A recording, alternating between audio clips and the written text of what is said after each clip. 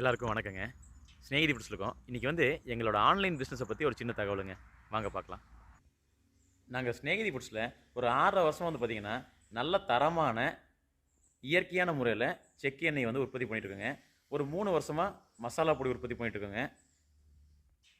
செக்கு எண்ணெய் உற்பத்தி பண்ணா நெறைய லாபம் சம்பாரிக்கலாம், நெறைய பணம் சம்பாரிக்கலாம், லிட்டருக்கு ரூ. 50 சம்பாரிக்கலாம் அப்படின்னு சொல்லி நெறைய பதிவுகள் பார்த்தேங்க.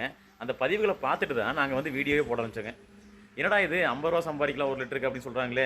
எப்படி சாத்தியம்னு சொல்லி தான் பதிவுகள் போட்டேங்க. ஒண்ணும் இல்லைங்க. இன்னைக்கு ஒரு எக்ஸாம்பிள் பார்த்தீங்கன்னா, இன்னைக்கு தேங்காய் எண்ணெயோட எங்களோட உற்பத்தி விலை பார்த்தீங்கன்னா ரூ. 400. நாங்க ரூ. 420 குடுக்குறோங்க.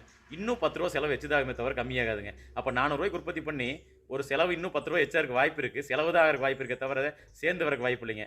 அந்த ரூ. 10 ரூ. 5 சம்பாரிச்சா, எப்படிங்க லிட்டருக்கு ரூ. 50 கிடைக்கும்? அந்த மாரி பதிவுகள் அதுக்காக தான் போட ஆரம்பிச்சோங்க.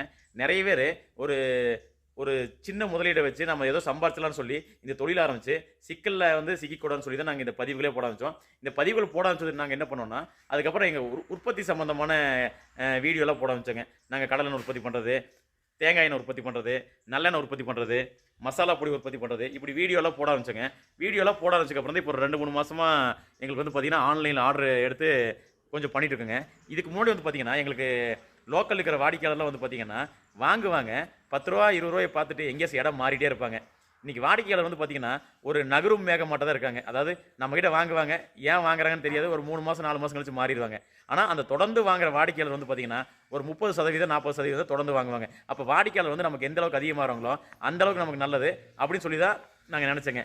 அதுக்கப்புறம் தான் இப்ப நாங்க பதிவுகள் போடுறனால, எங்களுக்கு ஆன்லைன் மூலியமா இப்போ ஓரளவுக்கு ஒரு கணிசமான ஆர்டர்கள்லாம் வந்துட்டு இருக்குதுங்க. அத காட்டுறதுக்கு தான் இன்னைக்கு பதிவுங்க. இப்போ இன்னையோட பார்த்தீங்கன்னா, நாங்க பார்த்தீங்கன்னா, ஒரு 300 ஆர்டர் ஆன்லைன்ல வித்துருக்கோங்க. அதுக்காக தான் இந்த பதிவுங்க. இதுவரைக்கும் நாங்க ஸ்நேகிதி ஃபுட்ஸ்ல பார்த்தீங்கன்னா, ஒரு 300 பேர் ஆன்லைன்ல ஆர்டர் பண்ணவங்களுக்கு விற்பனை பண்ணிக்கிறோங்க. ஒரு 300 பில்லிங் ஆன்லைன்ல பண்ணியிருக்கோம். இது பார்த்தீங்கன்னா, எங்களுக்கு ஒரு நம்பிக்கை உண்டாக்கி இருக்குங்க. என்னன்னா, ஒரு நல்ல பொருள உற்பத்தி பண்ணி விற்பனை பண்றோம். உற்பத்தி பண்ணி விற்பனை பண்ணாலே, நம்ம லோக்கல்ல எதிர்பார்த்திருந்தோம்னா, லோக்கல்ல ரூ. 10 ரூ. 20க்காக மாறுறவங்க நெறைய இருக்காங்க. நம்ம என்னதான் நியாயமா பண்ணாலும், ஒரு 5 வருஷமா எங்ககிட்ட பொருள் வாங்குனாலும், அவங்களுக்கு அந்த ரூ. 20 ரூ. 30ங்கிறது பார்த்தீங்கன்னா, ஒரு விலையா பார்க்குறாங்க.